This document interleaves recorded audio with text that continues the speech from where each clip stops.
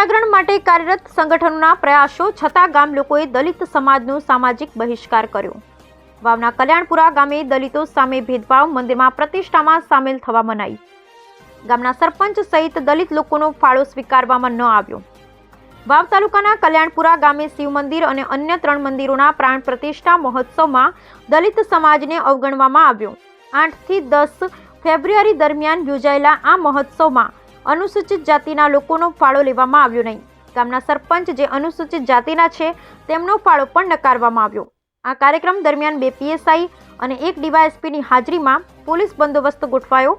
16 જાન્યુઆરીએ આ ભેદભાવની જાણ ગાંધીનગરથી ઇન્દ્રજીતસિંહ સોઢાને થઈ હતી। 25 જાન્યુઆરીએ ઇન્દ્રવદન બારોટ અને શંકરભાઈ પટેલ કલ્યાણપુરા ગામે પહોંચ્યા હતા। તેઓ મંદિરના મુખ્ય સંચાલક ભલાભાઈ દયા સાથે વાત કરી હતી, જેથી ભલાભાઈએ મંદિર કમિટીને પૂછ્યા બાદ જવાબ આપવાની ખાતરી આપી હતી। બાદમાં અનુસૂચિત સમાજના વડીલો સાથે પણ ચર્ચા કરવામાં આવી હતી। 1 ફેબ્રુઆરીએ રઘુવીરસિંહ જાડેજા કલ્યાણપુરા ગામે આવ્યા હતા, પરંતુ મુખ્ય આયોજક ભલાભાઈ દયા ત્યાંથી નાસી ગયા હતા। 5 અને 6 ફેબ્રુઆરીએ હિન્દુ યુવા સંગઠન ભારત દ્વારા પ્રાંત અધિકારી અને મામલતદારને લેખિત રજૂઆત કરવામાં આવી હતી। મામલતદારે ટેલિફોનિક વાતચીતમાં જણાવ્યું હતું કે કાર્યક્રમને મંજૂરી નહીં મળે, જે બાદ 4 ફેબ્રુઆરી સુઈગામ પીએસઆઈએ આયોજકો સાથે વાત કરી હતી, પરંતુ કોઈ ફેરફાર થયો નહીં। 7 ફેબ્રુઆરીએ ડીવાયએસપી સામતભાઈ વારોતરિયાને જાણ કરવામાં આવી હતી। ડીવાયએસપીએ સમાધાન માટે પ્રયત્ન કર્યા, પરંતુ અંતે દલિત સમાજનો ફાળો સ્વીકારવામાં આવ્યો નહીં।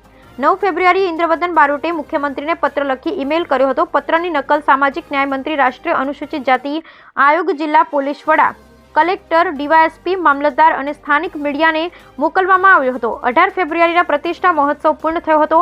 આ ઘટનાને હિન્દુ ધર્મના સમરસતા સંદેશ પર પ્રશ્નાર્થ ઊભો કર્યો છે। દલિત સમાજે શાંતિ જાળવી, પરંતુ ભેદભાવ સામે ન્યાય માટે લડત ચાલુ રાખી હતી। 21મી સદીમાં પણ આવા ભેદભાવ સામે તંત્ર મૌન છે।